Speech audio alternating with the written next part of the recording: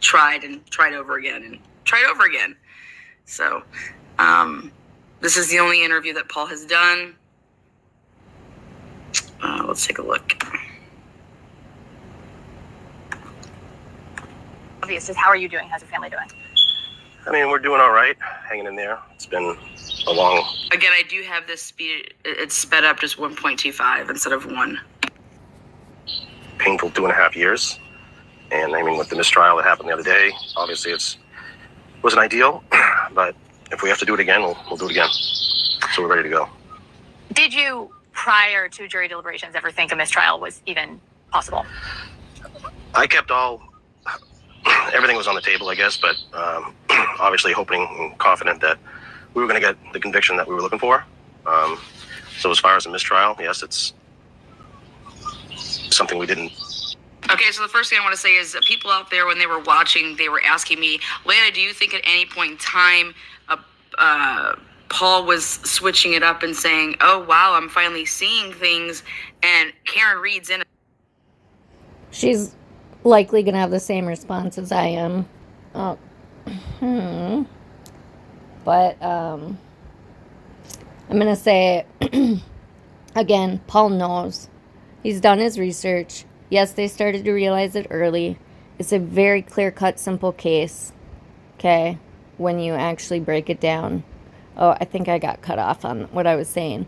So, once they started to realize it, and it was a slow burn, folks. It didn't hit them all at once. They were, in fact, Paul's going to say right now that he didn't he told his mom, let's not think like that. And because he didn't want to believe that. That wasn't even something that people thought yet. But as things started to come to light, people started to piece it together in their own minds and were like, holy fuck. Okay, again, use your common sense. If you have a friend who's either, whether it's Karen Reed or John O'Keefe, and one of them is found basically passed away in another friend's yard, are you going to immediately assume that their boyfriend or girlfriend did it? No. And you're friends with both of them. So, this stupid thing. So,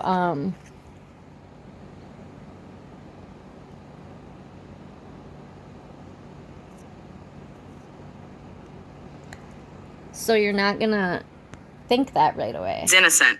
Okay? You're just not. And it's going to have to come to you slowly. And then you're going to go and you're going to get all the evidence. And you're going to continue to piece it together. So when he says he knew right away, just like the police knew right away, which is another reason why this investigation could be called incompetent. It was not incompetent. But this is why detectives that work in large cities will always say, work a case like a murder until proven otherwise. Always. Every time. Because of shit like this. Because when things look very clean and simple and you do a very competent job on a clean and simple case, and then you get some fucking high-powered attorneys doing innocence fraud on you, and you just thought the whole thing was so ridiculous, you thought that people would laugh them out of the courtroom, right? But by the time the whole thing went to trial, they were so invested in it and so brainwashed. This is cult thinking, okay? And so people have fallen victim to this. This is a cult mentality. And Turtle Boy, who makes y'all call him daddy, like, that is A, disgusting, and B, cult thinking. He tells you, you better not dissent, you better not ask questions, you better not go against this, or you're going to be out of our club, and you're going to have the wrath come down on you on top of it, so people are scared to speak up. This is terrorism and cultism. It's insane. Okay, again, if you're here for the truth and the facts, come on in. If you are brainwashed and are starting to think, holy fuck, I might have been played, and you're open to hearing that, it's not going to come real easy. But you've got to start exposing yourself to it if you want to get out of this crazy fucked up mentality that they have you brainwashed in. Because trust me, charges are coming down on that side. More charges for Karen Reed. Turtle Boy is going to court soon. He should be in prison. Jackson and Yannetti should also both get charges. And at the very least, they should have their attorney's licenses stripped. So,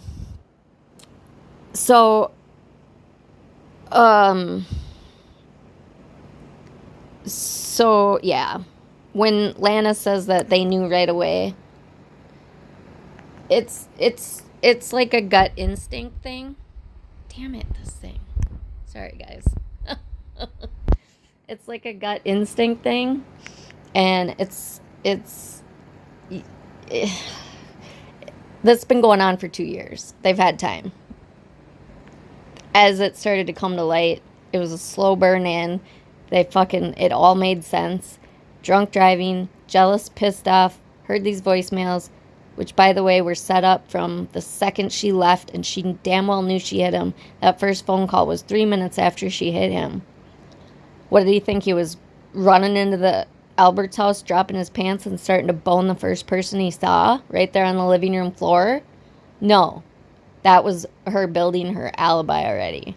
Broken taillight pieces. Stand by. I will bring you visual aids to give you timelines of when shit happened. And yeah, if you want to argue, well, 5 people heard this and 5 people heard that and 5 people heard that, go to a party tonight. Go to the bar tonight with 5 of your friends and stand in, different areas, close together but not right on top of each other, and see if y'all hear and see the same shit. Oh, you didn't? Okay, well, that explains how people have different experiences in the same room at the same time. It's called being a human being and having your own life experiences, okay? That's life. You can all be in the same place at the same time and have all different experiences. Hear things differently, see things differently. The bulk of the message was the same. And some of those people, paramedics and firefighters, heard it very clearly, okay? And Jen McCabe is not a villain. She is a mom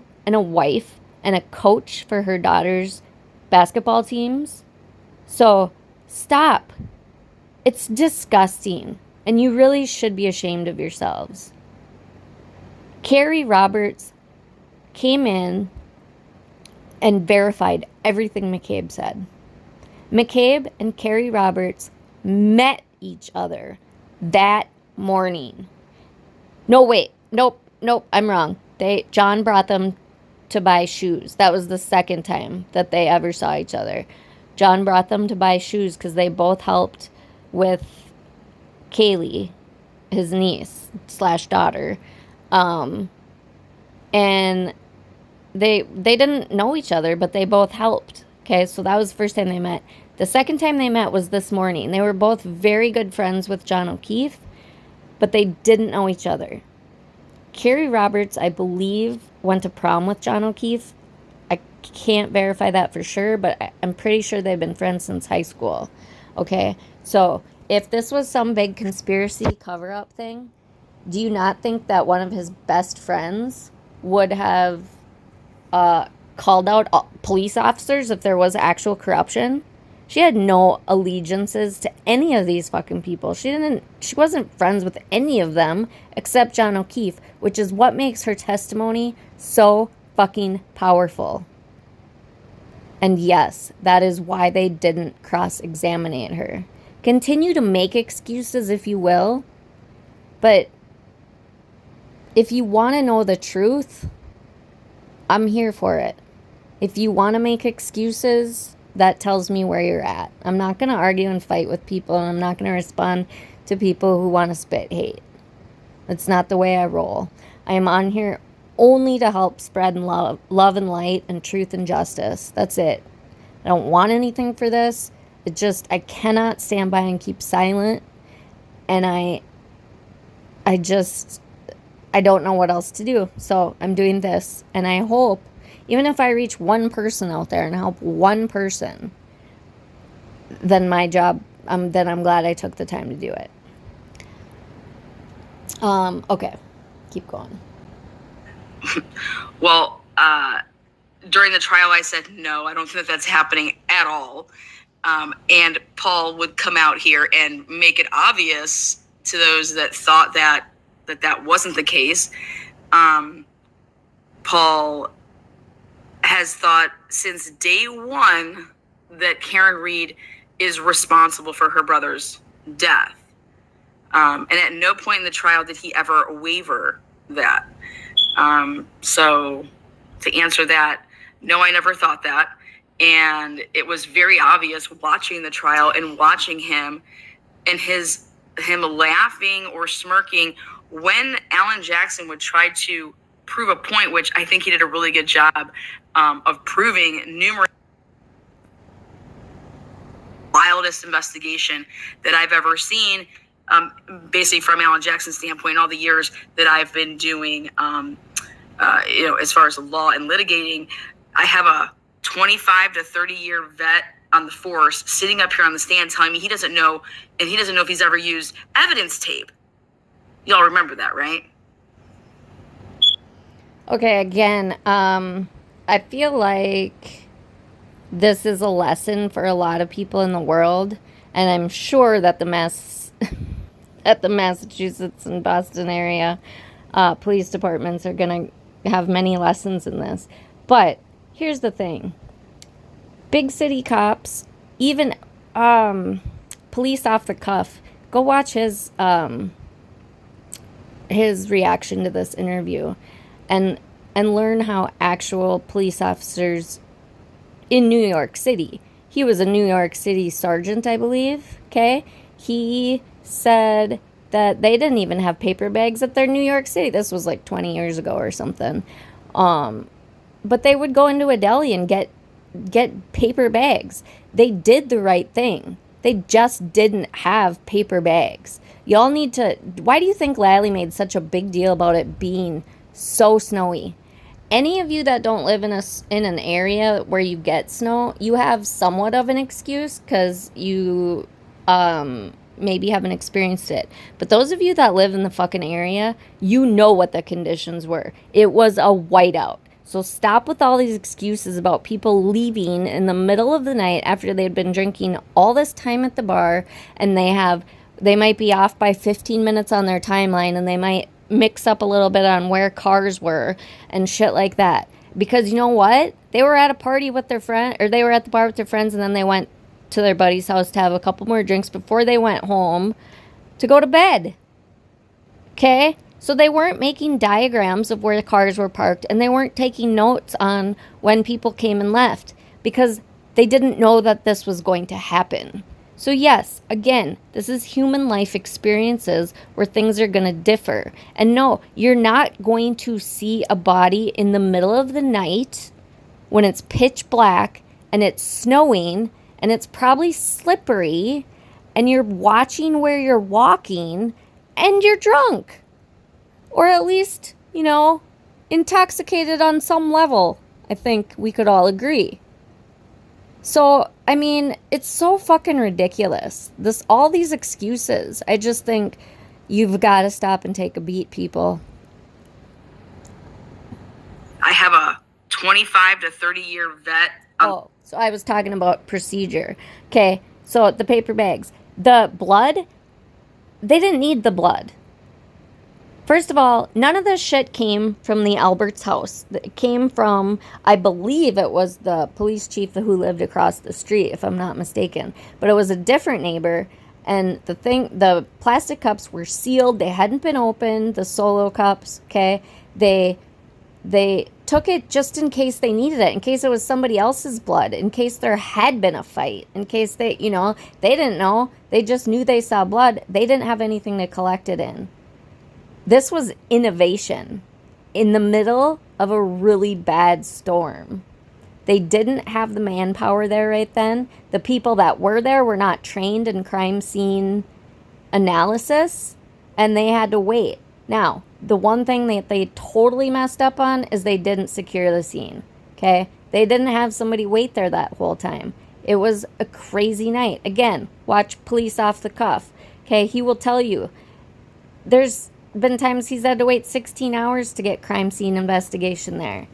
the one thing he would say is, yeah, they would have never left it unattended. So that is the one thing. This is a small area. Everybody knew everybody. So this whole conspiracy theory, again, loses its legs there. I grew up in a small town, so I know all of those situations where people know everybody. Okay, sorry for this weird frickin', I'm having problems with my phone. And so, again, if you live in a small town, then you have no excuse for not understanding that people know people. Everybody knows everybody. And there's going to be some connection. And if you want to make a big conspiracy out of it, you can. Now, if you live in a big city where people don't know everybody, that's a different story. But also, when you're a police officer, who are your friends? Your police officer coworkers. You spend 90% of you spend more time with them than you do your own wife and kids or husband and kids. Okay? So, I mean, it's just ridiculous. On the force, sitting up here on the stand telling me he doesn't know, and he doesn't know if he's ever used evidence tape. Y'all remember that, right?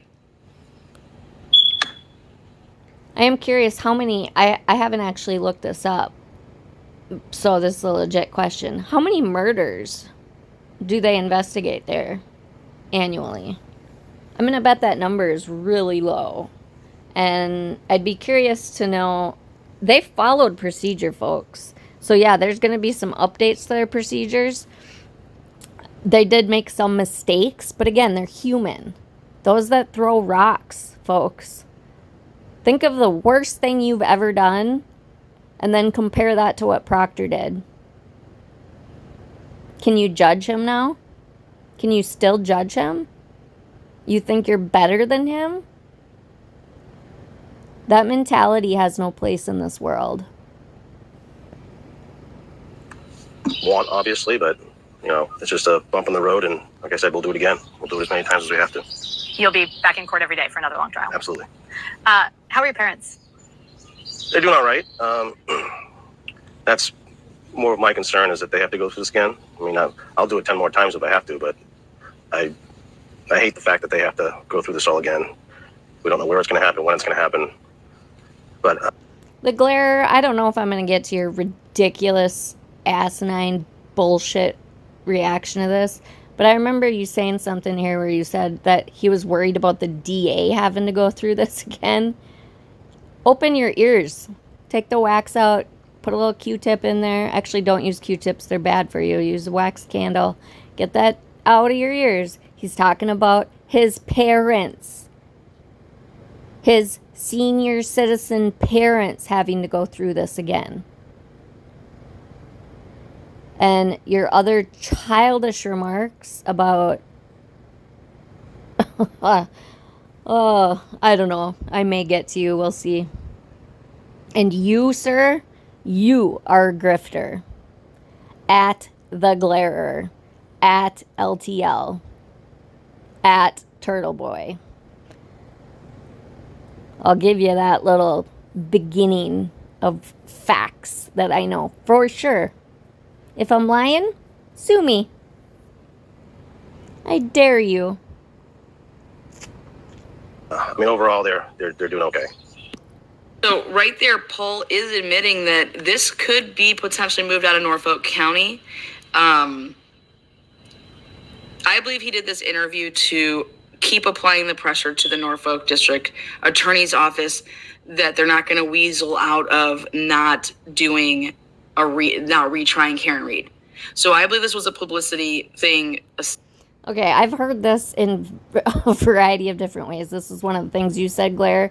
JFK show off or some shit. These people are not thugs. So no, he's not his brother's keeper, except yes, he is his brother's keeper. If you have brothers, you know. You protect each other. I am not a boy or a man, but I'm a tomboy, and I have that mentality. I have an older brother, and I'm actually his protector. I've always been his protector because I am the outspoken one who doesn't give a shit what other people think about me, who doesn't let that affect who I am. And I will stick up for the people I love, and I will stand up for what's right, regardless of whether or not I love you or know you. So, that was one of the things that I just remembered too, is like the male side of this. I've seen a few of you creators that are like, oh, they're trying to, and they're calling war. Like the glare, they're starting a war, dude. They have been nothing but graceful. This family has shown so much grace to this woman. They could have, and probably in hindsight are kicking themselves for not coming out and stating where they stood before the trial, because it probably could have stopped a lot of this from happening. So if y'all are still listening and you see shit like this starting, please, in a different case, try to find the strength, because the family needs to speak, even if it's one sentence, just because I didn't know what you guys thought going into this trial. Both Paul and Aaron spoke highly of Karen, and I mean, I didn't have a clue. I couldn't tell if his comment about he blew her a kiss was him fucking taking a jab at her, or if he meant it. I still don't really know. That was the only part I questioned, but I was like, huh, okay, well, now I'm confused. So I thought, well, maybe they do still, like, it's kind of like your own son killed somebody, and, like, he's your son, so you still love him, but you are going to make him hold himself responsible and take accountability for his actions, that kind of situation. I thought, well, maybe, they still are looking at her like she is guilty, but they still love her, which again shows their grace, because really, they haven't thrown any vitriolic hatred. She, on the other hand, every single thing that has come out and every single step that Turtle Boy has taken has been on her direction, and with her and her attorney's direction and permission. Nothing has happened without her direct involvement in it. So it's disgusting. So don't talk to me about they're starting to, they want to sway people. They have every single fucking right, first of all, even if none of this was happening. They have every right to come out and speak their truth. And we've all been wanting them to speak their truth, because it has been so hard for people who know that she's guilty. I just think, like, why don't they say something? I feel like it could help people start to get out of this cult mentality, so that they start to see. But now they're just getting more hate. The more reactions I watch to this, creators are just hating on them, saying they're waging war, they're calling people to, arm themselves, and they want the same support that Karen has, and like, yeah, they will welcome the support, but that's not why they're doing it. They just want the world to know that they know that she's fucking guilty. They want to get it out there. They have been trying to grieve in peace, in silence, going into the courthouse, being called murderers, and getting booed by strangers because their son was killed by his psychotic girlfriend. It is the most disgusting case I have ever witnessed as far as vitriol, and like the way that she I feel like she should get 100 life sentences for this, because of all of the victims that she has created. She could have been in and out of jail by now. She was offered a plea right in the beginning of involuntary manslaughter, 18 months. She would have been out of jail, living her life, put this behind her. It would have been over. But she has too big of an ego, and she's too narcissistic, and she's psychopathic. And she thinks she's smarter than everybody. And this is all a fucking game to her. And she is enjoying all of this pain that she's causing. It's disgusting. And if this is a role model that you want, or this is a role model that you're bringing your little children to come and see, like she's some kind of person that should be looked up to, I highly encourage you to, again, take a beat and think about what it is. This is not the case. This is not police corruption. This is defense tactic corruption, innocence fraud. She is not a role model. She doesn't give a shit about any of you. And she will burn you all at the stake to save her own ass. A stunt to make sure that the Norfolk District Attorney's Office is going forward with retrying Karen Read. That's one of the reasons I think he did this interview, is to pin that. Oh, they will. And if anybody hears my voice, hear it loud. Murder 2 is on the table. She is beyond guilty of murder 2. I'm down to, okay, you guys just came out and said you're going to retry. That's what you've told us. Well, I'm going to make sure of it, because I'm going to go out here and I'm going to tell them all about this great relationship that I have for Lally, or with Lally, in this great sense of like, hey, Lally's an amazing guy. Lally did his job, and he has a... Lally is an amazing guy, and he has more ethics in his little finger than all you fuckers in your whole entire beings for acting this way.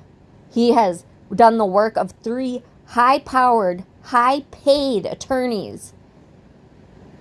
And he came out in a fucking tie, basically.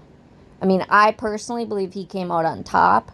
Now, yes, there are things that need to be changed, and he needs to present his evidence differently, and he needs to streamline his case, and he needs to not focus on all this noise, and he needs to make a clear line from A to B, and he needs to use demonstrative aids so that people understand GPS and time, and we do need to get a good reconstructionist in there. And if that medical examiner is being she's taking offense to misogynistic language, which is the vibe I got, and she was just like so disgusted that Proctor would use such language that she wasn't going to give them an inch. That was the vibe I got from her. Lally could have asked her if John O'Keefe suffered those injuries from getting trampled by a horse, and her response would have been, absolutely. He could have. He could have. Anything was on the table with her. Anything. Which, I mean, is often the case. But they'll usually do a better job. And by the way, were x-rays ever done on his body? I know that's not standard practices from my research. So I'm curious. Everybody keeps talking about these fractures and things that should have happened. Well, fractures and broken bones happen all the time when people don't think they are. I had a broken wrist that my family didn't believe me it was broken, and I had to go a whole weekend with a broken wrist trying to snap my bra on and off as a teenage girl. After a basketball game, during a basketball game, I broke my wrist, and nobody believed me. I went to the doctor Monday morning and got my cast on. So you don't always see shit like that. So curious if there were x-rays done. It's a hard job. And as far as bruising, I have no idea. But from what I'm gathering, which Lally and Co. did not do a real good job of presenting, is I'm thinking it sounds like this was a side swipe. He got hit somehow in like just the right way that in, you know, like most car accidents, lose a shoe or both shoes, and he flew up and landed on solid frozen ground. And again, none of you that live in that weather, that climate, have any excuse for not considering that. That is absolutely, again, none of us were there, so I can't say with 1,000% certainty, but I would, if I were a betting woman, I would put my money on that. Okay? It's frozen ground. Again, remember, this interview comes right after the news of Proctor getting basically relieved of his duties, okay? So this was to hold, in my opinion, the DA... and shame on you. Shame on all of you for doing what you did to Proctor, for throwing him under the bus. The thin blue line, more like feed him to the wolves. I feel so bad for that man. I hope that he and his family are okay emotionally and mentally and spiritually, because this is just ridiculous. If I were to take any one of your phones, would you have anything in there that you wouldn't want me to read to the whole world? Any searches you've done? Anything that could be taken out of context? Have you gotten pissed off at somebody and called people names or said something in a pissed off attitude that could look bad? On your personal phone. Okay, I get it. It's a police officer. They're held to higher standards. It was not his work phone. He has a work phone. He did not do that shit on his work phone.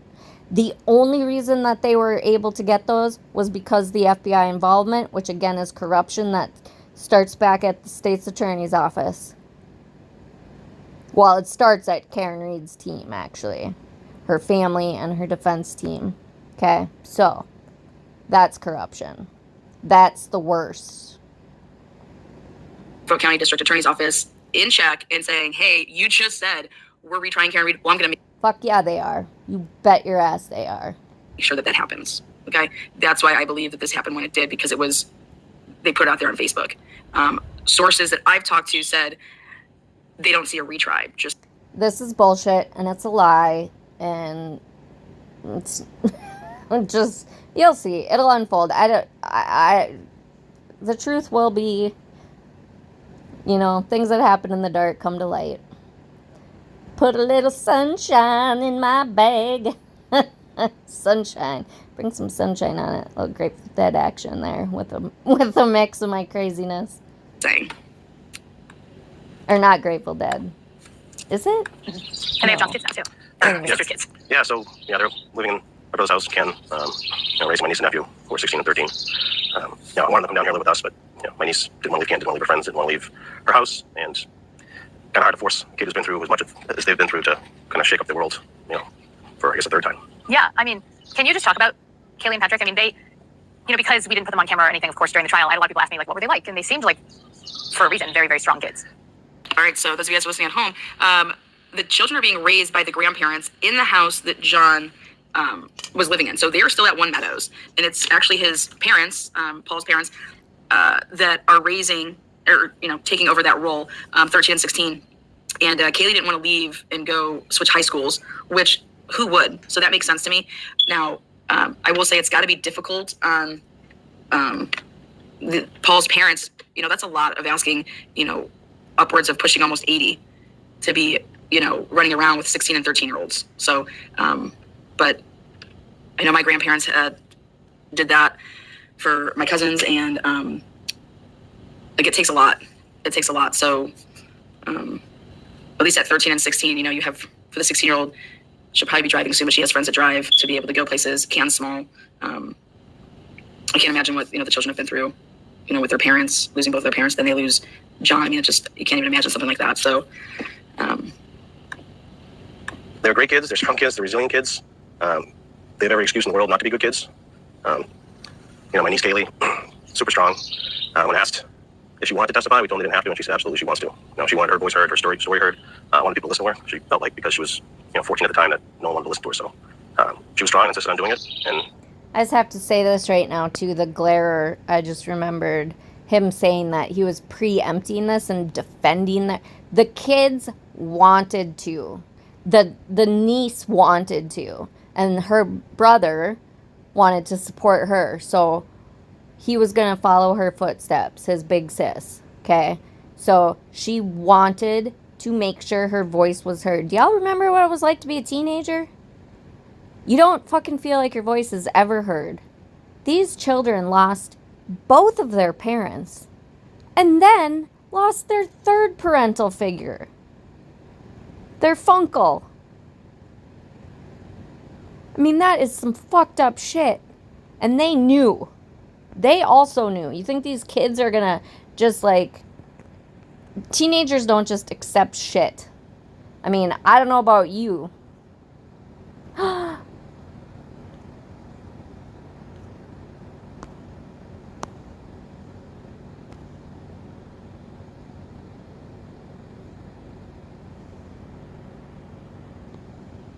Sorry, this phone is awful. I don't know about you, but I sure as shit didn't listen to my parents when I was a teenager. I didn't take anything. I fucking didn't believe anybody. I thought I knew better than everybody. Nobody's brainwashing me as a teenager. I'm going to know what's going on in my house more than anybody, and especially from my own perspective. So stop with the whole Jen McCabe is brainwashing these kids or somebody else. I don't even know. She's the one I heard mostly. It's like, y'all just need to, you really need to take a beat and listen to your own thoughts and think rationally. Does this, if we go by Occam's razor, which is usually the truth, okay, this was a drunken, jealous, hit and run, vicious, based on all of the actions that she took afterwards. Absolutely vicious, selfish, vitriolic, and disgusting. And I could come up with a billion other adjectives and to describe her behavior. It's literally evil. It's disgusting. So, my nephew was, he wanted to support her, so he said if she does it, I'll do it. So I'm proud of them both for doing what they did. Yeah, they're really strong when they go on the stand. It was amazing. Do you feel comfortable telling me, just from all that you've learned over the last 2.5 years, like what you think happened that night? Oh, we know what happened. Right here, boom. We know what happened. I'm not going to spend too much time on this because I already covered this. Fuck yeah, Lana. They know what the fuck happened. Are you part of that family?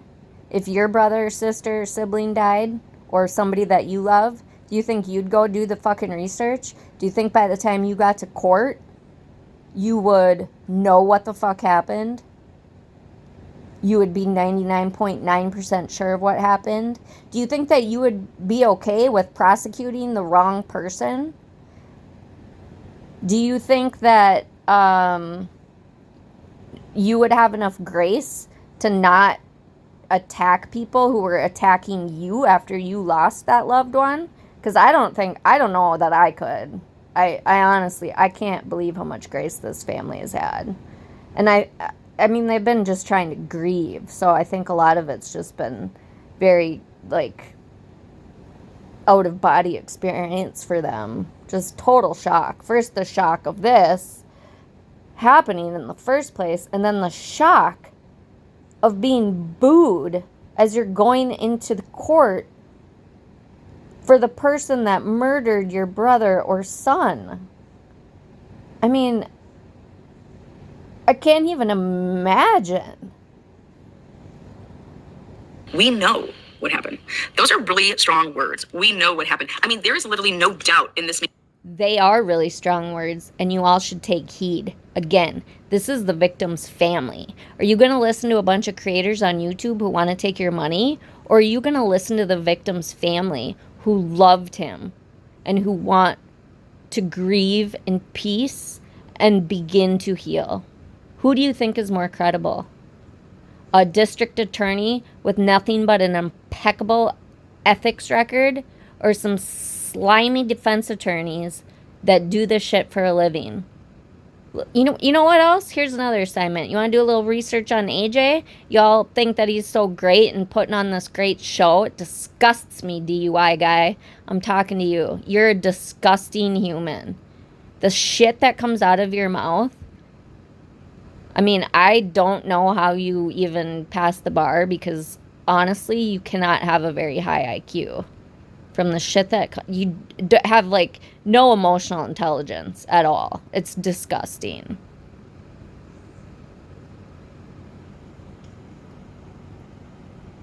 Like, none. No doubt. We know what happened. And I was like, when I was listening to it, I was like, whoa, okay, continue on. We know what happened. Like, sorry, but I don't think anybody knows exactly what happened. I forgot. I was going to give you homework. I got sidetracked with my disgust.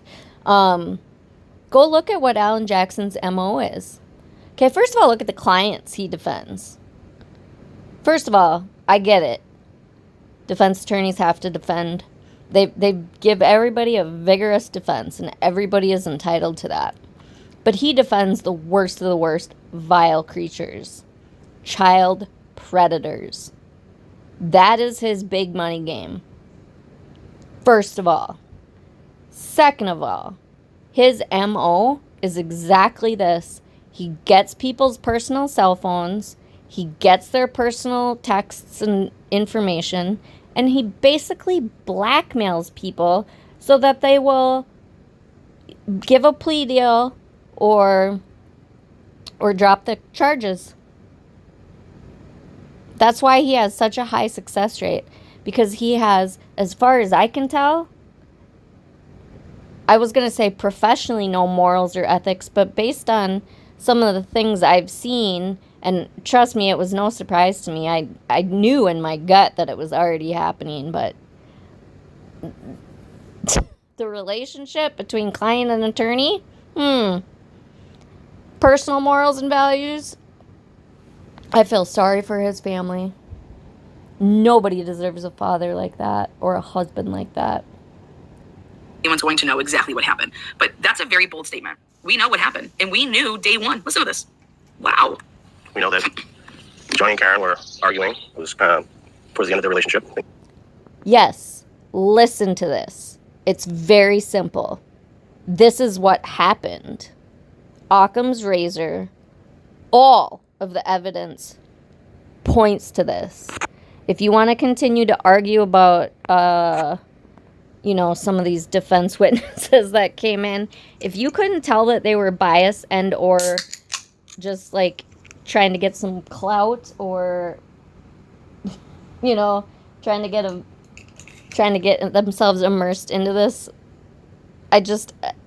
I honestly, I don't know what I can say.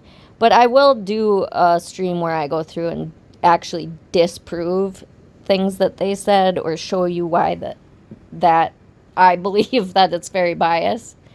Scientists, first of all, do not get defensive. They absolutely do not make concrete absolutes. They don't deal in absolutes with, look at all those scientists that did all of that really boring.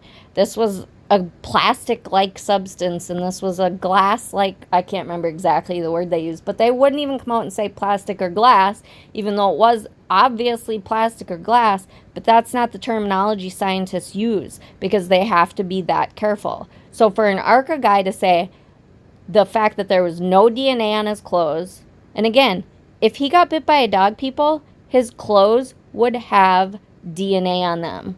Do you think the dog pulled up his sweatshirt sleeve with his paw? Maybe that's how he got scratches, right?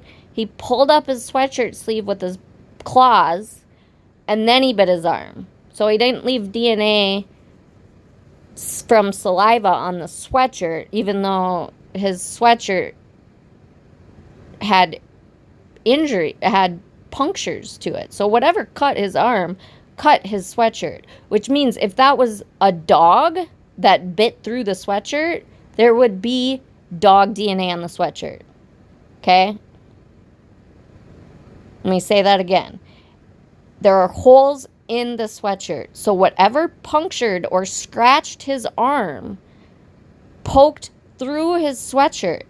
Therefore, if a dog made those punctures in his sweatshirt, meaning the dog bit his arm or scratched his arm. No dog, first of all, is going to scratch through a sweatshirt. I have 2 German Shepherds, and I've had 2 German Shepherds previously. So my entire adult life, I've had Shepherd mixes. So we'll get into that another whole time. But shame on you, American Kennel Club. Awful. Sick. How much are you getting paid? Sorry, I keep going off on tangents. I should join Vinnie Politan's The Tangent, because that's my MO.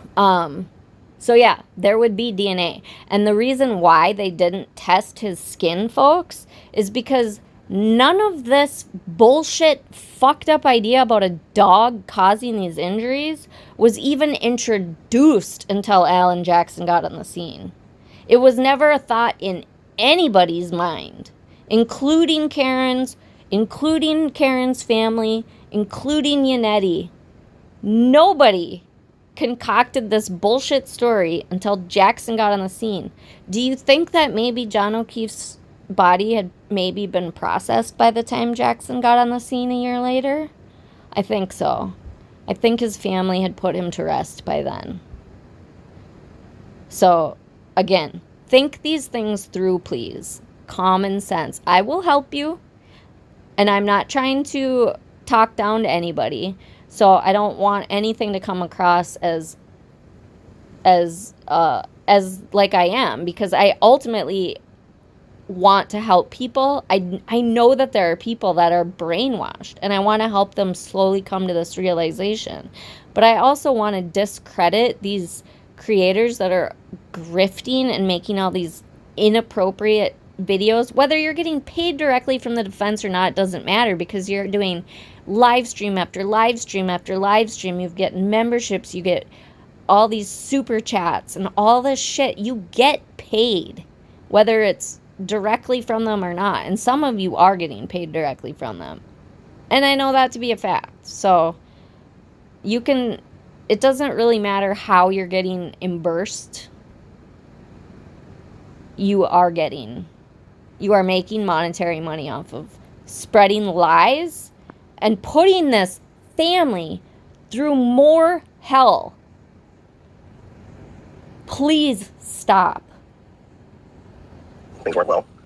They were drinking and arguing and fighting, and in an intoxicated state of rage and jealousy, she just decided that she was going to do something about it, and put the car in reverse and ran down and left them there to die.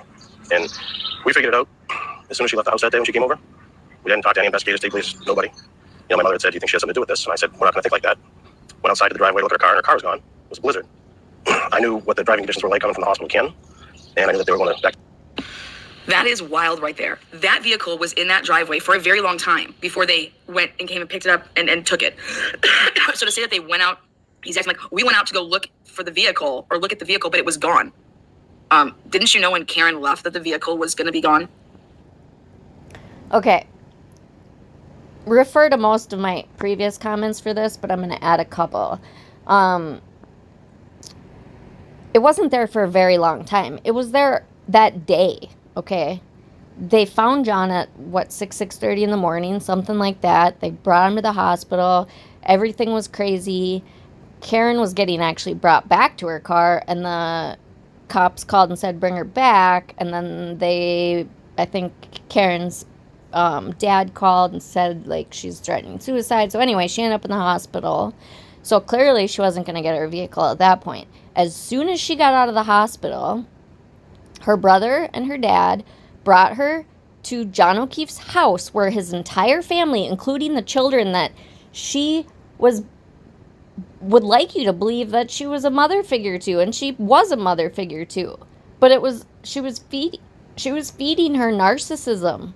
Have you heard anything come out about her feelings in a positive light to those kids?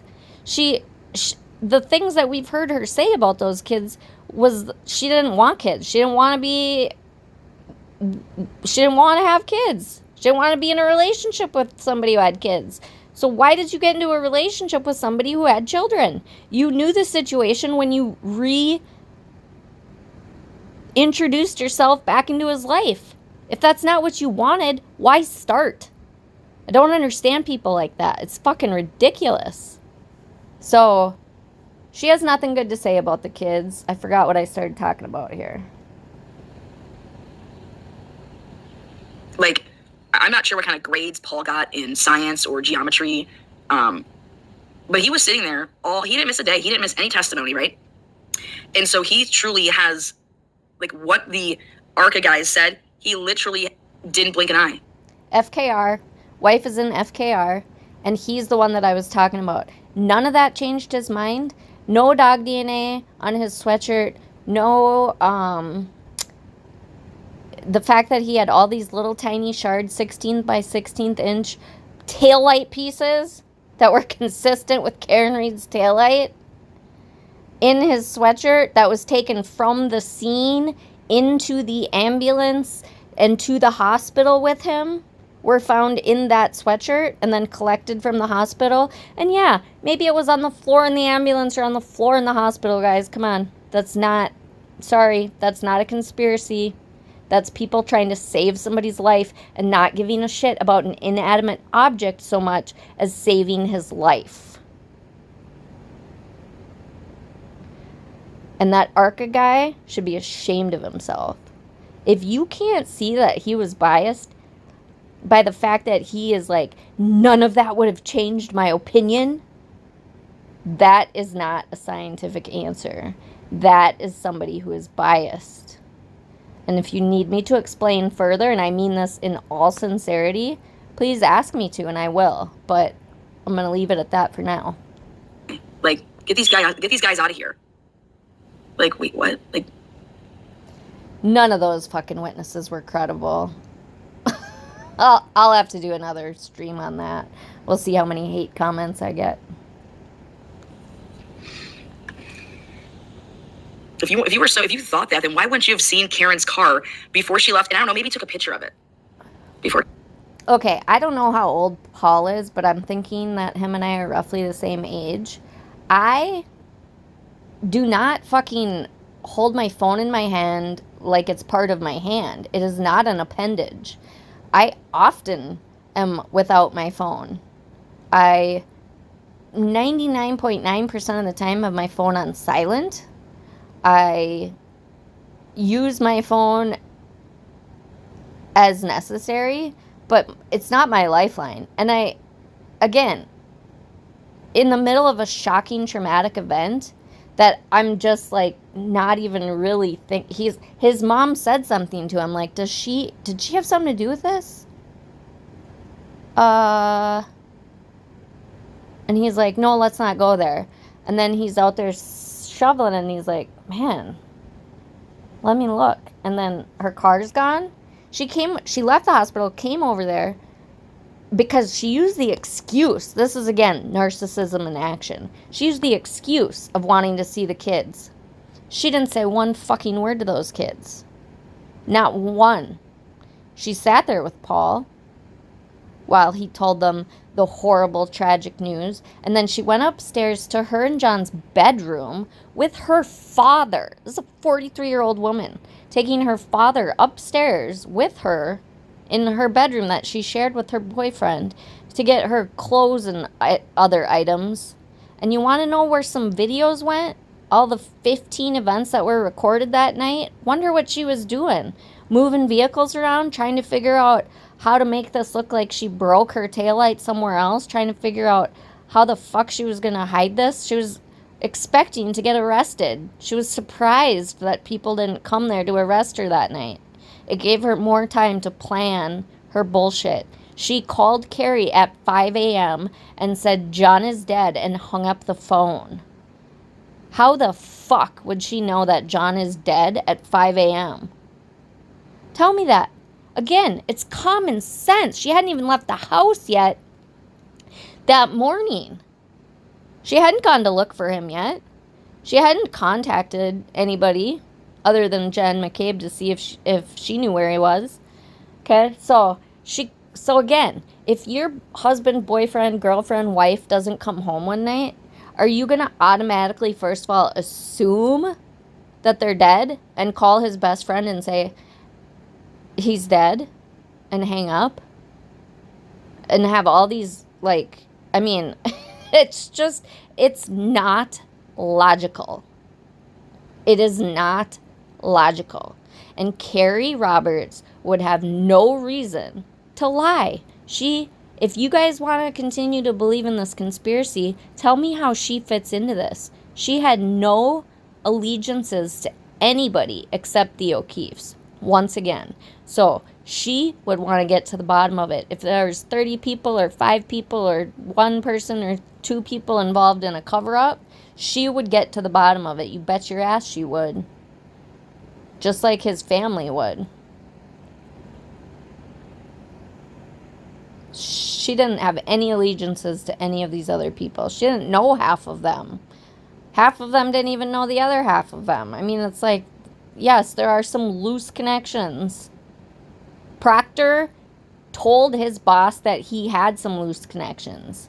So if you, again, need to clear the earwax out of your ears to hear that, he did say that. So stop broadcasting that he didn't disclose that his sister's wife's dogs was friends with her niece's husband's cousin. It's actually, I think it was his sister was good friends with Chris Albert's wife, I think. Chris and Julie weren't even at Jen and Brian's house that night. I mean, like, make this make sense. This is not logical. If you have to fucking, like, I mean, it's too much. Which is why Lally probably didn't use visual aids, because his fucking thing was very simple. You need visual aids when you bring in these 35 people that have some distant relation to each other in a small town, who happen to all have some connection to police officers, which is normal. Cops know cops. Or Karen left. Because it should have been that obvious when you got out of the vehicle to see a huge chunk of her taillight gone. But you didn't see anything like that. And in fact, nothing kind of struck out to you, because I think that you would have taken a picture. Right? I know I would. Who wouldn't? It's 2022 at that time. Everybody has their phone. I wouldn't. I wouldn't, because I'd still be in shock, and I'm just coming to start to piece shit together. And I wouldn't, just because it's just not, I don't think I would think to take a fucking picture of shit when I'm trying to figure out who murdered my husband, or my brother. Like, I don't know, maybe I would. If I saw it and I was like, holy fuck, then I probably would. But her car was already gone. They weren't paying attention to that shit. They got home from the hospital after they were told that John had passed, and they were fucking, like, they weren't sitting out in the driveway checking taillights.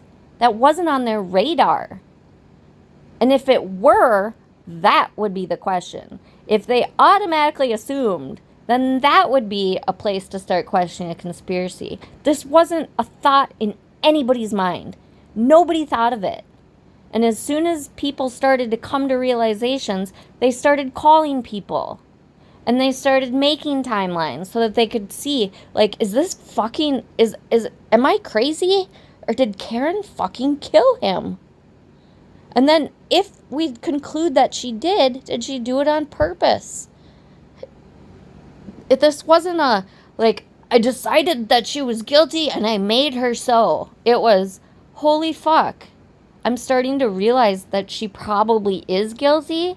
I'm collecting my own evidence by talking to people that surrounded the situation and that I love and hold dear to me, and are going to tell me if I'm fucking crazy, because I can't trust my own judgment right now because I'm in shock and in trauma.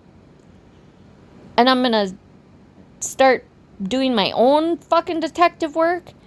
And then as the actual prosecution comes in and starts, finding more and more evidence of actual second-degree murder, yes, second-degree murder, then it's just going to help me come to that realization. The whole last 2 years, I can't even imagine the shock of it all. They're probably still in shock. I think I would be. Their phones, and all you do is record shit and take photos. And not a single person took any photos or pictures of Karen's car. We have a picture from 8:30 that morning for all of you forgetful folks out there. That should erase any doubt of whether or not her taillight was broken. At 8:30 in the morning, there was a crystal clear picture of the car when it got to, or when the police officer went to go do a welfare check on the children. And Lally had that in his closing, a side-by-side comparison, and there's snow on the one side, and there's not snow on the other side. So, yes, you have to be able to let down your bias and actually look at the pictures, okay? Karen said that she took a piece of the taillight off. There are other pictures, too, out there. Boundless Millennial has a couple. He actually has a great picture that probably explains the injuries, which is why Lally kept talking about the dimples on the taillight. I think it's the clear part of the taillight that had these dimples in it. And if you go look at Boundless Millennials, I think it might be in a short of his where he lines it up, or else it's for sure in his intro, I think. He lines up that piece of taillight onto his arm. So Lally, if you happen to hear this, or anybody that knows Lally, tell him to go get that. because that's powerful evidence there. He does like an overlay of it on his marks, and it matches up perfectly. And again, I'm just going to throw this out there. I have German Shepherds. They don't fucking bark, especially at people they know. The only time they bark is if there's actual factual danger, okay? They're not going to bark at family members, even if they come in and freak them out in the middle of the night. They're just, most of them are not going to react that way. The only time that Chloe had any kind of altercation was with another dog, and the other owner of the other dog didn't know how to handle the situation and put her hand in the middle, and apparently had some sort of injury from that. It's not like Chloe was this vicious, crazy animal. And again, for you forgetful folks out there, Julie Albert, and this always got cut off on any coverage of this unless you watch the actual court case, okay? In the rest of her testimony, when Alan Jackson says something about Chloe, she says, I know where she is. She's in Virginia. And that's where they'd cut it off, somewhere before that. But she says something to the effect of, I have offered to get her here. If we need her here, if you need to see her, we can bring her. We've offered. They have bite impressions from Chloe. They have no DNA. They have no credible person. That lady, I'm sorry, she does have, a history of doing a lot of very awesome things, but she is no expert when it comes to dog bites. I'm sorry. Those are not German Shepherd dog bites. I don't care if you're a trained or an untrained German Shepherd. You do not have dog bites, claw marks, whatever the fuck you want to call it. If a canine dog of a large breed comes down on your arm, you are not going to leave the size of a pinprick of your canine. That is not going to happen. Again, common sense. Take a step back and look at it logically. Also, if he had an actual dog bite, it would be on both sides of his arm. Okay, so if those were truly teeth marks, unless that dog has only his top jaw and he doesn't have a bottom jaw, which I think would be painful and probably nearly impossible to live, then that's not feasible. If a dog is going to bite you, they're going to bite both sides of your arm. Yet they think that she did this at that time. That just is mind-blowing. And it's... No, it's not mind-blowing. Again, if you're in that situation, then you can talk on it. But I can completely understand how this played out. They did not think she had anything to do with it. They were dealing with trauma and shock. They saw how she acted when she came over and in and out, didn't talk to anybody, nothing. Took her shit, left, took her car in the blizzard condition. She could have left it there for the night or two or whatever until conditions were better. There was no reason for them to take her car unless they were trying to get it the fuck out of there. Okay, so all these things start piecing together in their mind, and they're like, holy fuck. As I've said, I'm not going to repeat, but it's really not. Mind-blowing because it's not believable. It is believable. Okay, we're always taking our phones out and rubbernecking on something on the highway, or you're taking a walk. You're always grabbing your phone and If you're rubbernecking on the highway, please stop. When you're driving, you should not be on your phone at all. If you're using it for music or for your GPS or something, then it should be mounted. You are going to hurt yourself and or others. Please, if you are in the habit of your one job when you're driving is to drive. You are literally driving a weapon that could kill yourself or others. And, proof in point, it is a weapon. recording or memorializing it in a picture. I mean, this is just not believable. Sorry. To Titan, which is a much further drive, so we put it together pretty quickly. I was going to ask you that next. You took words out of my mouth. It was like, when did you realize? It was literally that morning. Yeah, so I would say early afternoon when they came back to the house. She wanted to come over and see the kids. Didn't really interact with them at all. Was there for probably a total of 30 minutes. Didn't say much or anything. And half of her time was upstairs gathering her things. Then my wife spoke to her on the phone on the way back to Titan. And she told my wife that just have to remember the bad times. And I don't think I'm ever going to talk to you guys again. Was that phone call what made you sure of what had happened? That, again, put yourself in their shoes. Put yourself in Karen's shoes. How would you react if you were dating a man for 2 years roughly. I think it was something around that time frame. And you were being a mother to his, well, we're just going to call them his children, okay? And, you know, you're a huge part of these people's lives. They've embraced you. She was really close to Aaron O'Keefe. Really close. I think they were, like, I don't know if they were best friends, but they were something close to it. And she's gonna just cut off all communication with the family?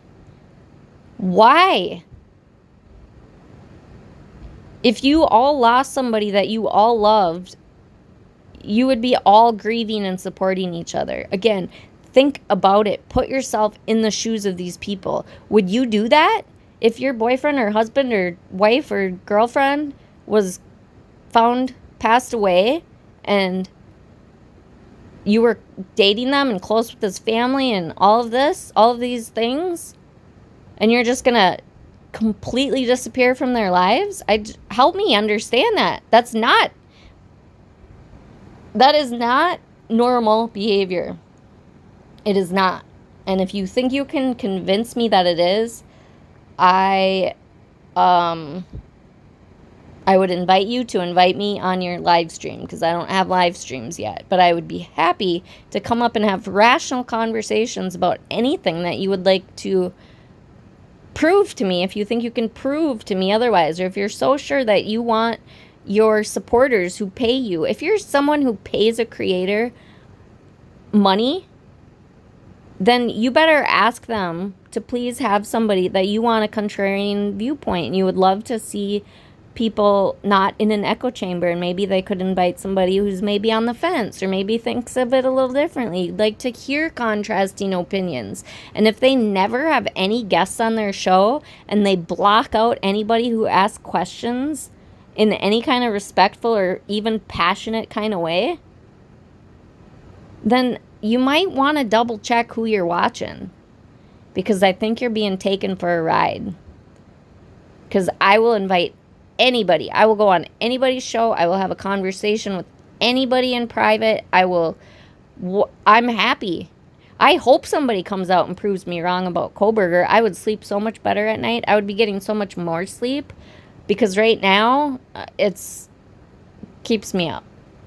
So I do hope he's guilty. I don't think he is at all. And if he has some tangential relationship or connection to any of these people, I could probably see how that could happen, but I really don't even see that happening at all. Not even tangential. Absolutely, yeah. So prove me wrong. Put the pieces together on our own. Invite and that me just up. Really solidified it. You know, why would somebody say that? Why would someone say, my yard's probably Okay, too so then if small this is for any true, luxury then features? why did Peggy Well, that's O'Keefe need to call Jennifer McCabe and want to put a timeline together with Carrie Roberts if you all did it on your own? The fuck out of here.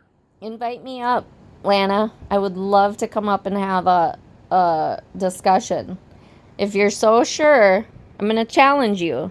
If you are so sure that she is factually innocent, okay, and I'm talking in terms of factually innocent, because I will agree that Lally, didn't drive things home, but the facts were there.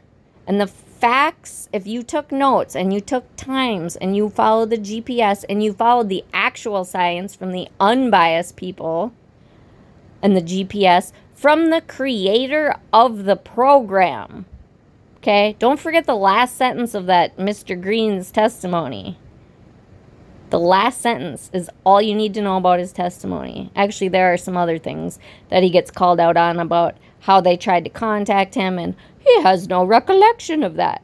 Okay? You're putting the guy who wrote the program, plus another lady who has absolutely impeccable record. Like, her resume is ridiculously amazing. You have two unimpeachable witnesses, one of which wrote the program that you're talking about. He wrote it. He made it. He's testifying for the prosecution about how mistakes had been made and how they needed to rewrite the program because people like Mr. Green were giving misinformation and it could be skewed and things were getting wrong. They had to correct it. Okay? So again, if you want to see the truth, you've got to allow the truth in. If you want to live in an echo chamber, then that's all you're going to get, and you're never going to see the truth. And you're going to potentially have your children being taught by a murderer, living next to a murderer, dating a murderer. These are the people you want to get free. This is a murderer. She is a psychopathic narcissist. She's a teacher. She's never going to teach again, regardless of the outcome. I can't imagine that she would get hired. Okay, but she would be out in society. She could date your son. Would you like that? Would you like your son, to date this woman? If you feel fully confident in that, because when I feel like that with Brian Kohberger's innocence, and I'm like, okay, if I go and help somehow in my way, can help get this man free, and then he knows who I am and he comes and kills me because he really is a killer. I have to be that sure if I'm going to, I have to be that sure. If you're that sure, again, I don't know what to say to that because it's been disproven. Me too, girl. I can't even tell you how many. I think I even have more than that, only because over time when my phone keeps getting. Oh my God, I have so many pictures too. But you know what I take pictures of? My dogs. They're my fur babies. I take pictures of my family. When I'm in a stress, like I'm an artist, so I take pictures of my art in progress and things like that. If I'm like in a stressful situation, like that's not going to be the first thing that I'm going to think. First thing I'm going to think is to call 911. Notice how Karen didn't do that either. She's assuming this man is dead, who she's been in a relationship, but apparently didn't love. She wanted to correct Matt about that on News Nation or Law and Crime or whatever channel he's on. Made sure that she corrected him. Well, no, we were dating. Well, you probably loved him, right? Well, we were dating.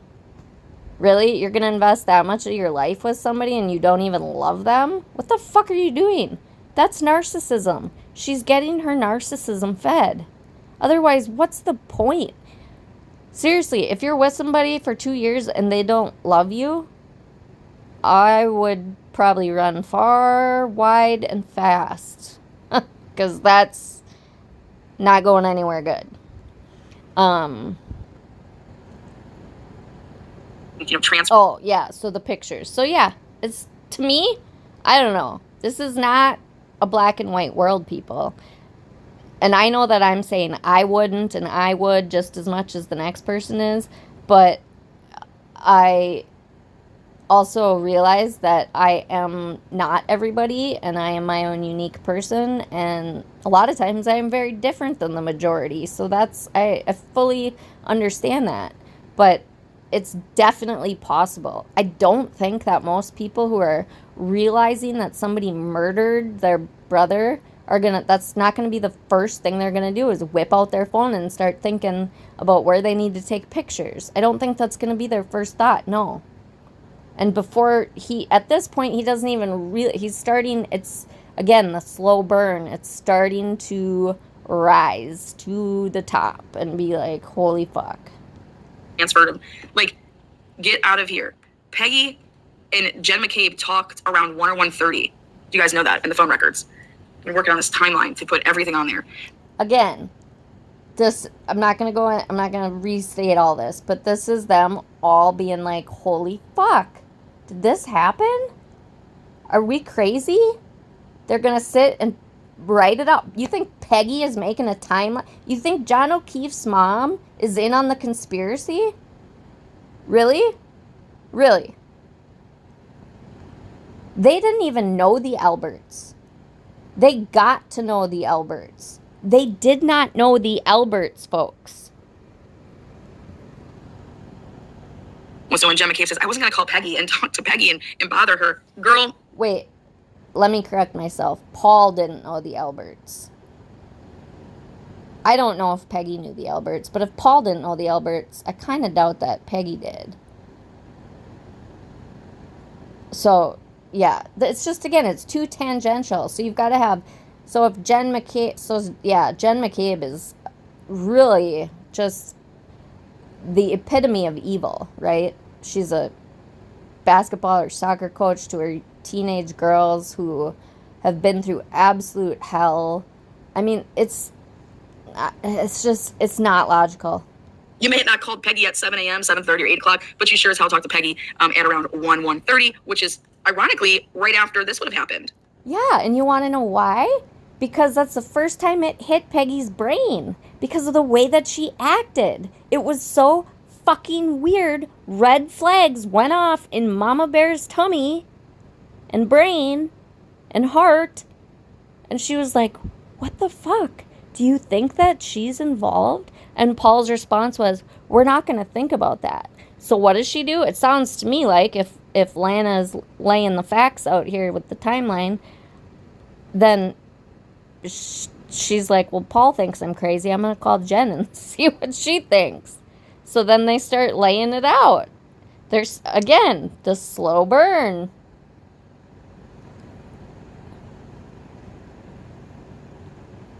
Okay? But if you guys knew right away you guys didn't need any help from it, then why is Peggy, grandma, calling Jennifer McCabe and talking to Carrie Roberts and wanting them to put a timeline? Again, this is like irrational, black and white thinking. And Lana, come on. You're not. You're very creative and intellectual, so I know that you don't even fucking believe this. You think that, like, what are you trying to say in this? You think Peggy is going to call Jen McCabe and plan this timeline to cover up her son's murder? They're saying, what Paul is saying is that they knew, like, that was what, it's a broad statement, like, yeah, they knew. They probably could have been, like, proven otherwise still if, like, other facts led them a different way, but they were like, holy fuck. And looking back at it, it's like, yeah, that was the turning of the tide. That was the moment that all of our fucking red flags started to go off. And Mama Bear said it first. I didn't really want to go there. She called Jen McCabe. I went out to shovel snow. As I'm out there, I'm thinking it's all starting to come together. If they knew it by themselves and didn't need anything, right? So there, I just blew that up.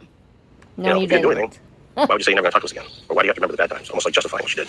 Right, how would you have expected her to act in that situation if she hadn't done something? Listing your house on the market isn't the only way to sell your house. Selling to us is much faster, easier, and way more convenient. Want to know how? If you need to sell your house for any reason, click the link in this video to see if my offer is right for you. We make the process of selling your house easy and simple. More sad. Also, you have to remember, like, Paul would have been in shock back then when this happened, you getting this news. So this is Paul trying to remember what transpired on that day, okay, in a state of shock. Think about this. You just found out that your brother, he's a police officer, and you would expect a police officer to die in the line of duty, okay? You don't expect to ever get a phone call that your brother died in the snow. Like, wait, what? Why would my brother be dead in the snow? If that doesn't put some... You're proving my point, Lana. You literally are saying everything that I just said. So I'm not sure what spin you're trying to put on it to make it go the opposite way. Because this is the spin that they've put on it. It can be thought of both ways, but, like, you're literally saying the same thing I did, but it makes total sense in my brain. So what's the spin here? Come on. God, I hope you all aren't freaking watching this. Put somebody in shock, I don't know what would. So this is all hearsay of what he wants to say he remembered that day as, what Karen was saying, okay? Hearsay of what he wants to say? Again, as a family member, that is the most unintelligent thing that people can say. You're gonna lie? No. Just, no. Sympathetic, but like I said, when she was at the house, she barely said a word. She wanted to be there for the kids. My nephew came home. My niece was already home by the time she got there, and her family arrived. And I sat down with my nephew in the room. She sat right next to him. I explained to him that JJ's, something happened. He's no longer with us. She didn't say a word. And right after that, she went upstairs and started gathering her belongings, and the next thing you know, they were gone. Oh my God. Yeah, it's hard. It's strange behavior. Very strange. Yep. When did the whole narrative of her version of events become known to you? Well, if you remember her first arraignment in Stoughton District Court, Yeah. her attorney, David Netti, had said this is a tragic accident. His client had no criminal intent. Mm-hmm. And then, fast forward to, I guess, when Alan Jackson came on board, and, they teamed up with... Okay, so I thought about this, okay? Think about it. You're in a situation where you're like, wait, what? Like, they're trying to say that I hit him, right? Or could I have hit him, or whatever they're trying to say. Then they come, they take your vehicle away, right? Then they arrest you. And when I went back and looked at the discovery to see when stuff was being turned over, Karen Reed wasn't like, dumped all of her stuff. Here you go, these are all of our reports. Here's everything that we have on you. That's not how it was, okay? And saying that this could be like a tragic accident, why would Karen Reed ever think that there would ever be such a concocted plan, okay, by individuals to literally frame somebody? I don't even believe it was going to be Karen Reed at first that was being framed. I believe that they were going for that it was going to be the plow guy hit him, okay? Okay, this is a running theory in the people that want to believe in this conspiracy and are trying to grift at this conspiracy. So, I don't know if Lana believes this or not, but it's not true. They were never going to frame anybody. And and the way I know this is because I had heard this earlier and I thought the same thing. And I'm sorry, folks. You've seen the pictures of Lucky, right? With Karen. And yes, she does act like a fucking Hollywood movie star. And if you don't think she does, I don't know what the fuck you're seeing. Because that's exactly what she acts like. And P.S., she was more than happy to have police escorts to and from her church. As I'm sure she's very, very Christian and spiritual, right? Again, check out her texts. Check out her voicemails. You really think so? No. But she wanted the police escorts to protect her. Yet they're all conspiring against her. So why would she want police escorts walking her to and fro court? Interesting. But then that changed at the last minute, and they went with, okay, we're... Oh, so yeah, Yannetti. So I have seen these. I did go back and watch all this shit. And at her bond hearing, she's standing there. There's no emotion. If I had just lost my boyfriend of 2 years, I would be a fucking wreck. Even if we were fighting, trust me, I'm a fucking French-Italian woman. Like, I've got a little attitude problem sometimes. And I've had some pretty toxic relationships. And I've also just had passionate relationships where fighting can be a little bit, I don't know, it's healthy to fight sometimes, right? Get shit out. So, if I dedicated 2 years of my life to somebody, that means that I love them. And that means that regardless of where we're at in our relationship, even if it is, oh my God, if you saw that guy, he was worth seeing again. Where did he go? That was one happy accident with that little puppy.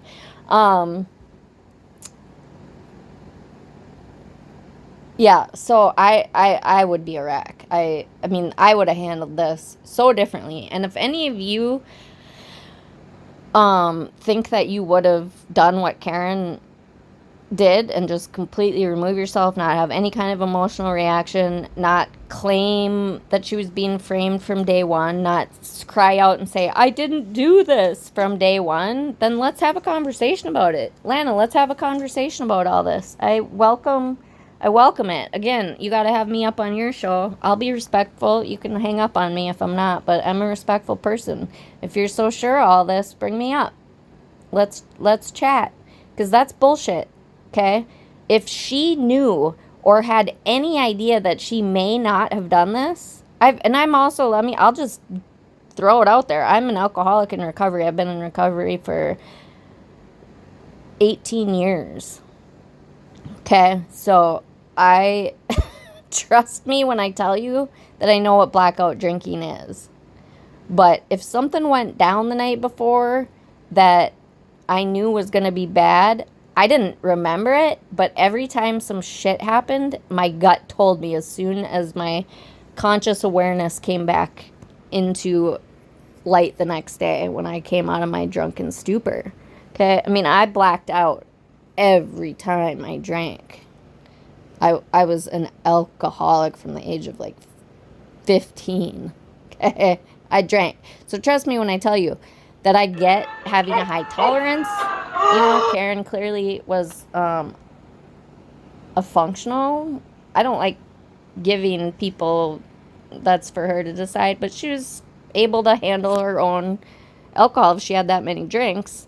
And but I'm sure she was still drunk, and she could have very well been blacked out, because a common misnomer is that people think blacked out means passed out. I was functional completely, having full-on intellectual philosophical conversations with people that I had no idea, I had no memory of, all the time. So like, I was very, very functional, okay? And so if that were the case, she would still have this feeling, and she still would say like that. Instead of saying this was a tragic accident, Yannetti would have said, you know, we're trying to piece together what happened. They were out drinking. We don't know what happened. She doesn't think she hit him. And if she did, it was certainly not out of... I mean, it would not just be, this was a tragic accident. Yannetti on the courthouse stairs says this was a tragic accident. She had no criminal intent. Okay? On the courthouse steps. Go fucking YouTube it. In court that day, for her bond hearing, it was a similar thing, you know? So, again, ask yourself, if you're in that situation, would your lawyer... And she's clearly talked to him. He's a private attorney. This is not some public pretender that you get to talk... Even a public pretender, you at least have 5 seconds to talk to before they talk to the judge. Even if they're running in with their shirt untucked at the last second, you as the defendant can still say, please give us 30 seconds if if the public pretender doesn't do that for you, which they should, and most do. Okay? But the point is, it would have been a different thing. It would have been a different thing. She would have said, I don't know what the fuck happened. I don't think I hit him, but I was toasted. And so his thing to the judge, his little conversation with the judge, would have reflected that a little bit more and would have said, we don't know what happened yet, Your Honor. I think that my client is innocent at this point and we need to do further investigation, but she's not a flight risk and blah, blah, blah, blah, blah. You don't just claim that it wasn't criminal intent to get out on bail, Lana. Like, you can get out on bail for a lot of other reasons. And she got out on, I mean, fucking, I don't know how much they paid. $100,000 or something to get her out. I don't know, that might be high, but actually, no, I think her bail was lower than it really should have been for the charges, but then they upped the charges. I don't know, but anyway, that's bullshit, Lana. Again, challenge me. Let's talk it out. We're going to blame this on Karen Reed. So it's Paul's version of events that when she had Yannetti, this was, oh my God, a terrible accident, and Karen Reed had never intended to kill him. Well, I want to go back and listen to, or get the transcripts of exactly what Yannetti said in the courtroom, because I don't know what Yannetti said in terms of it fully in a transcribed, how he was describing, you know, and is Paul just taking clips of it? So I want to hear exactly what Yannetti said prior to Alan Jackson, like he's claiming, because I don't know. So therefore, I don't want to speak on that unless I know it. But it's Paul's understanding that money bought Karen Reed this verdict. Okay, she teamed up with a blogger, but then she... This is absolutely factually true. Alan Jackson and Yannetti, it has already been proven when Turtle Boy got arrested the first time. They have the texts. Karen Reed's texts to Turtle Boy are on the internet. You can find them. Okay? They were in direct communication. She was feeding him information. That is illegal. You are not allowed to give this person who calls himself a journalist information to then go and talk about as if it's news and facts, and then when he gets called out on it, say that he was given this by a source. Well, that source is the defendant. All of that, illegal. And that is exactly what they did, and that is exactly what these dirty, high-powered attorneys who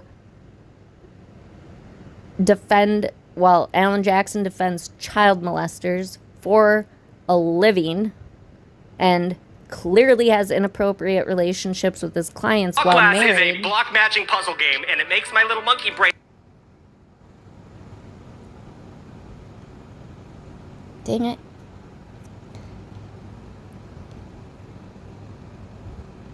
She went out and her parents bought it. Okay? After that, he says she's innocent. Yeah, exactly. That this was a terrible accident. This could have been a terrible... But she's innocent. If whatever went down here, this was an accident. That's how I would think that Yannetti would be saying it. No lawyer is going to cough up and tell your side or how you plan to defend yourself. And I believe Yannetti was trying to do all that. And if that's at the... If she would have thrown herself on the mercy of the court like any human being with any sort of backbone and any sort of morality would have, this would have all been over. Everybody would have been able to be healing, including Karen Reed. Bond hearing, you're doing and saying whatever you can to get your clients bond.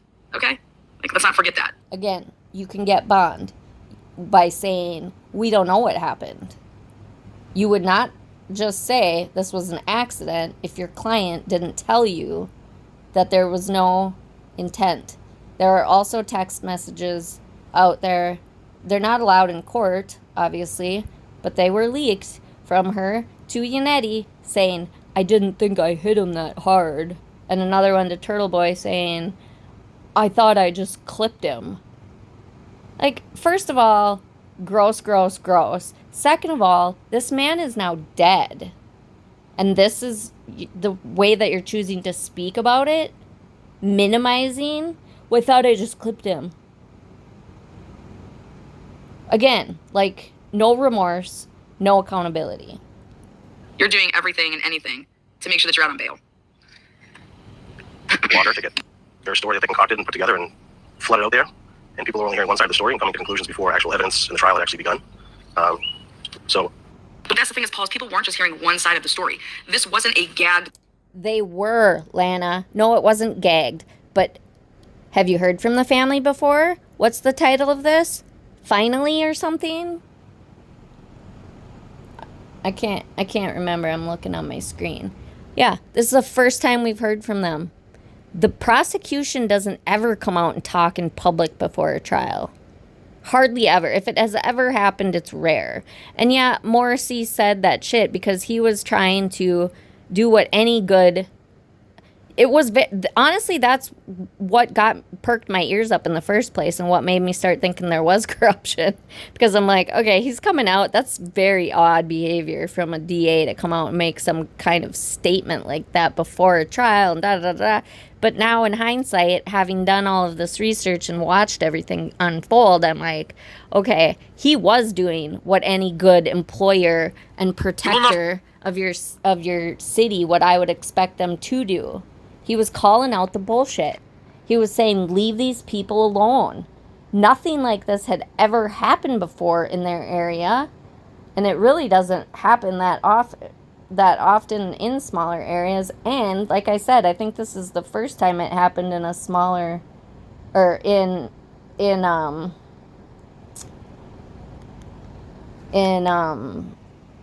real time.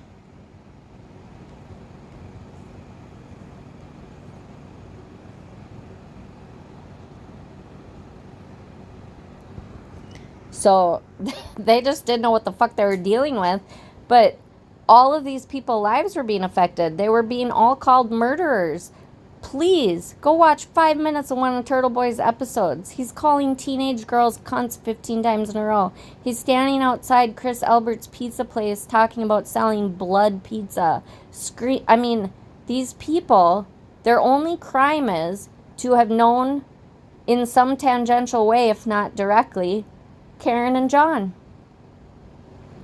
And Turtle Boy started terrorizing them. So yeah, he and Karen and the attorneys and everybody else involved in this shit needs to go to prison. The case. There was no gag in place. At any point in time, the district attorney could have addressed the public. And the district attorney did address the public before the trial. So I'm over here like, what in the hell is Paul talking about? That there was only one side of the story. He didn't come out and say any facts in the case. just to make it clear, this whole narrative that they spun was the only side they were hearing. Morrissey came out to try to protect the citizens that were being wrongly accused and victimized in all of this, and his poor family being re-victimized. That's it. He didn't come out and start talking about the facts of the case. The story. Your damn district attorney, he came out, he wrote a letter and put a letter out and said that Trooper Proctor wasn't compromised. He doesn't know any of these people, and that this conspiracy, yada, yada, yada. So right here, Paul, that's not the truth, that there wasn't just one side out there. In August of 2023, that's when that letter from the district attorney's office, from the district attorney, was put out.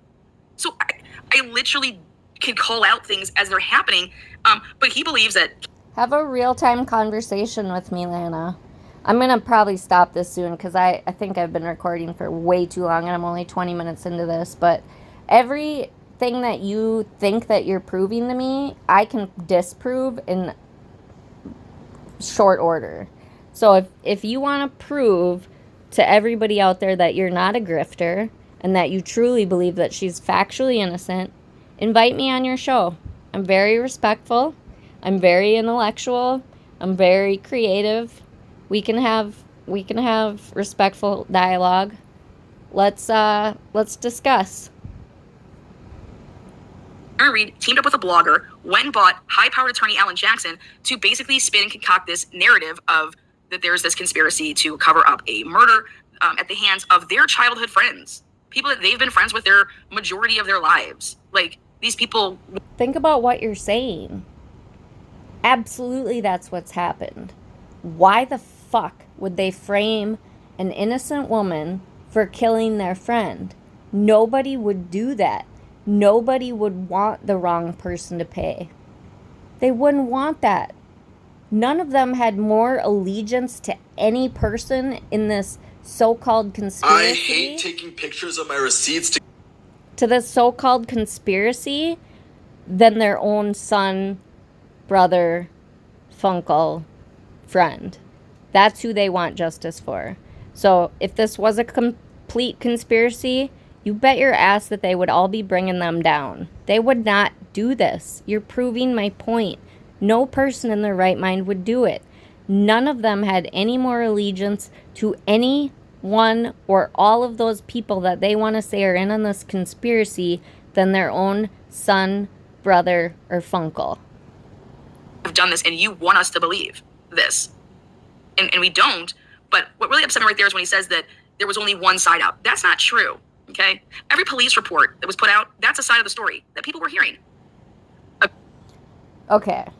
People were getting fed information from Turtle Boy and his cronies and Tom CPU and all of these creepers, and that's what they were hearing. They were hearing the spun version of a police report. And I'll tell ya, it was well crafted enough that you had me interested enough to look. But again, common sense, day one of trial, with a really horrible opening statement that did not help me draw any conclusions, I'm already off of that bandwagon. Okay? Police reports that never said the words, I hit him. And then boom, for the first time, that... Police reports are not evidence. That is why when the jury asked for the CERT team to see their report, that they couldn't get the report. Nothing in a report is evidence. No reports are submitted into evidence. So regardless of whether if everybody in the police force wrote a report and everybody in the fire department and if they all wrote reports and said, I hit him, it really wouldn't have mattered. They're not evidence. What is evidence are people's testimonies. And if you honestly think that all of these people that don't even know each other or have any type of stronger bond than maybe just knowing of who they are, or, in the case of the one firefighter gal who, yeah, she went to high school with somebody. Good Lord. I went to high school with people. I've been at weddings. I've been in weddings with people I don't know. I have pictures of myself in places with a variety of friends. Amongst them are people that I don't know. Again, I'm asking you to use common sense. Think about it. Again, it sounds scintillating at first, but when you look at it and think about it in the context of actual real fucking life, it becomes ridiculous real quick.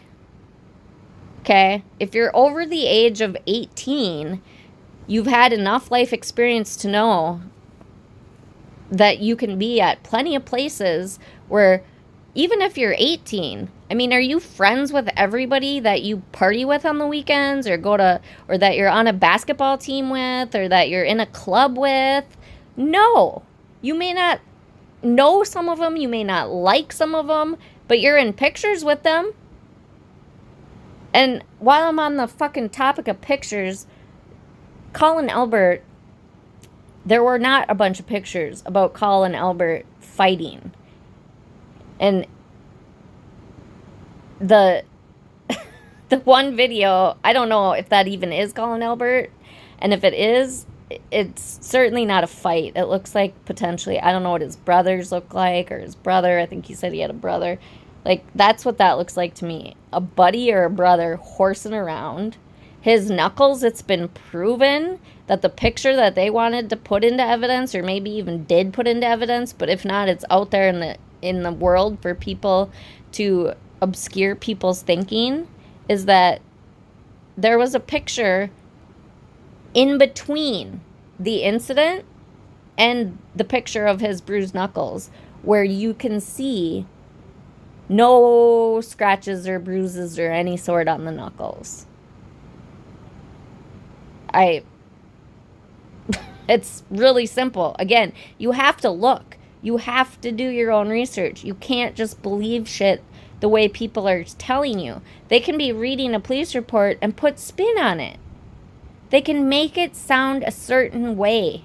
Again, if you haven't listened to my very first episode on the Karen Read trial, please listen to that, because that was my first day of when I came to realize that I was pretty sure this woman was guilty. But it was amazing to me because I watched two completely different creators that had totally opposite takes on it, and I saw it from both sides.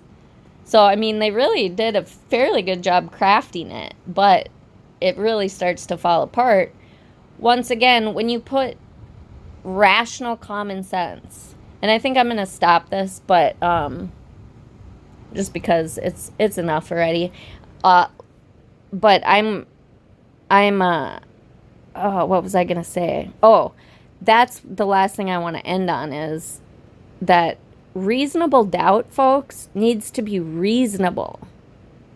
Okay? Just because there are some things that maybe look a little odd or maybe aren't fully explained, that's not reasonable doubt. That's just an odd thing that maybe isn't explained, which again, happens in life. There have been some weird things that have happened that, like, I'll ask my husband and he'll say, well, I don't know. And I'm like, well, why was this such and such? Or I can't even think of specifics, but it's life, okay? Things happen that can't be fully explained. If you're not there, then you don't know exactly how that accident happened. They will have a more professional, I hope, reconstructionist come in to more scientifically explain the findings so that we all understand it a little bit better. But I guarantee you, on my life, that those injuries are not from a dog, and they are not from being beaten up. Paul O'Keefe is not a thug. He is not somebody who's going to walk in somebody's house and start boning somebody.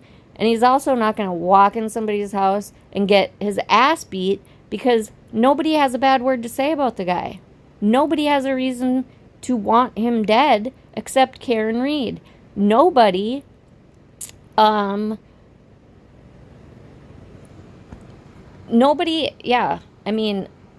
the only person who's ever said anything negative about the man is Karen Reed. All of the evidence points to Karen Reed. Leaf blowers being used. Again, innovative. They couldn't just dig. If they used a shovel and they started, like, their shovel is gonna hit potential evidence, which they knew they were looking for a taillight because they had already seen that her taillight was broken. And again, look up the word broken. Look up the word, all these different adjectives that people are using as if it's like, oh, see, it's a conspiracy because she said broken and he said cracked. Look it up. They're fucking synonyms. Some people might call it cracked. Some people might call it broken. Remember, it was snowing, so it was partially covered. So unless you were actually fucking like completely 100% focused on brushing away the snow, which nobody was going to do because that was going to fuck up their evidence. Okay? So, like, I mean, it's just, it's so frustrating. I just want to say, Paul O'Keefe and family, I am so proud of you. Not that you need my pride or care, but I just want you to know that you have a ton of support. If I lived even close to the area, I would be there with Kate and co. They're not rude. They're not mean like some of the people that are talking total shit about them. I don't know Kate personally. I just know her from some of the interactions on the YouTube streets, and she's just a very blunt person. She's also very unapologetically her, and she doesn't give a shit. She's standing up for what she thinks is right, and she can explain. She knows the facts of the case way better than I do because she's the one that did all of the investigation at the very beginning when Turtle Boy came out, because she knew Turtle Boy. So they go back and, like, she knows what kind of person he is. And when she started seeing the shit come out, she started doing her own investigating. So don't believe crap that Turtle Boy puts out. He says lots of things about her that are not true. Okay? So it's pretty sad. I just want the O'Keefes to know that they have support. I know I'm not the only one that thinks this when I say that we are so happy that you spoke up, you spoke loud and proud. Fuck this woman. Fuck her defense team. Fuck the people that want to fucking lie, cheat, and steal to get her out of fucking prison. I stand with you and your family. I will fight as much as I can for you and with you. And if I can help in any way, please reach out if you happen to hear this. Seriously, I am here for it. I will do anything I possibly can. Even if you just need to call and cry, call and cuss, call and whatever. Like, you know, if you need... I would offer to babysit if I could. If you need a vacation, I live in a very nice vacation area. You and Aaron and your children could come down and visit. You guys are going to need a nice vacation. You really should take a vacation in between these two trials so that you can not lose your fucking mind more than you probably already have to some degree. I gotta say, you guys have a lot of class, though. I don't know. I don't know how you did it, but you did it with so much class. But, yeah, I would say that, you know, it's out there. I would say if you feel like talking more, talk more. If you don't feel like talking more, I don't think it's necessary. I think that a lot of people were just curious because you were all so classy that we just didn't know. I mean, I'll be honest, Paul. It became clear. You were not having it anymore with Karen. And I can see why. I probably would have fucking been in prison already for punching her and assaulting her in the courtroom myself. And, yeah, she was taking pleasure in their pain, folks. Any type of fucking bullshit excuse that you hear about, well, she was grinning at Alan Jackson and not Paul O'Keefe. Do you think Paul O'Keefe wouldn't know? I mean, again, use your common sense to make that decision. Reach out, anybody and everybody. Lana, one more time, I'm going to throw out the offer. I'd love to have a debate. You want to throw down and talk about facts? Let's talk about facts. Let's talk about truth. Let's talk about justice. Let's get the truth out there, and let's stop victimizing victims, and let's stop terrorizing the poor citizens in and around Canton, Massachusetts. This whole community is a victim. They have all been victimized. And Alan Jackson just gets on a plane and flies away. And I hope his wife burned all of his shit by the time he got home. We'll see if he's back. Disgusting little man. Yeah, I'm talking to you, AJ. Bring it.